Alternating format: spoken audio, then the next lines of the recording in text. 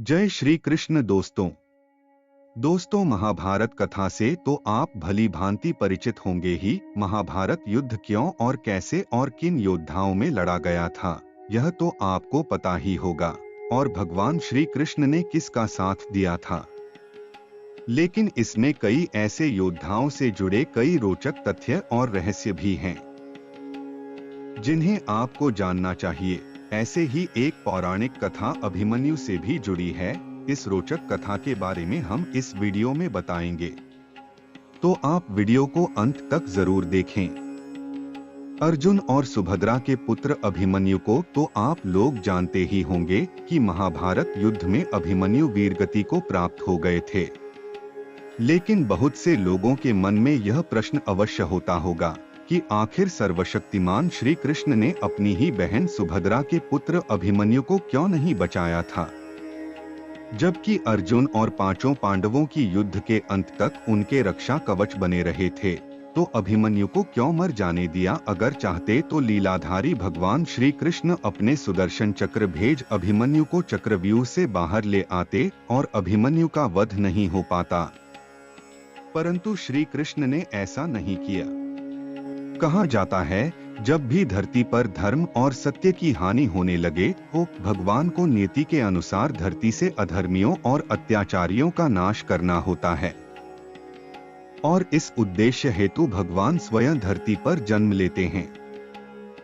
और उनके इस उद्देश्य में सहायता हेतु विभिन्न देवी देवताओं को भी अपने पुत्र को भेज या स्वयं जाकर धरती पर जन्म लेना होता है। ऐसा ही जब द्वापर युग में भगवान विष्णु ने श्री कृष्ण अवतार में जन्म लिया था, तब ब्रह्मा जी ने और सभी देवी देवताओं को भी श्री कृष्ण की सहायता हेतु धरती पर जन्म लेने का आदेश दिया था।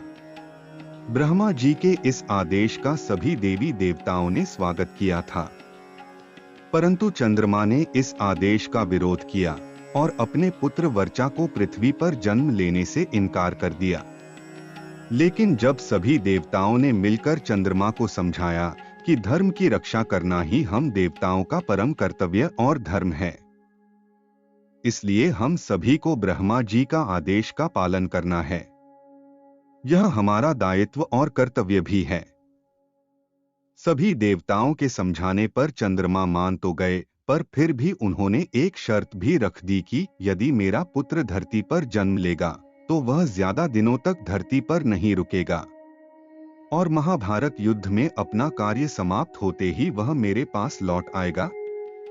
इसके साथ ही वह युद्ध में अपने पराक्रम से बड़े बड़े महारथियों को भी चकित कर खोर युद्ध लड़ते हुए वीरगति को प्राप्त होगा, और उसके इस अदम्य साहस को युगों युगों तक याद रखा जाएगा।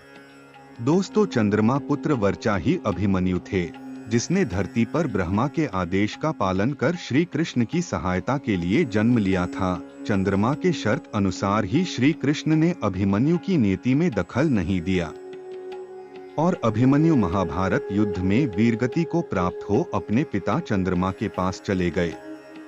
तो दोस्तों, यह वीडियो आपको कैसा लगा, हमें कमेंट बॉक्स में जरूर बताना, और ऐसी ही पौराणिक एवं रहस्यमय कहानियां सुनने के लिए चैनल को सब्सक्राइब जरूर करें।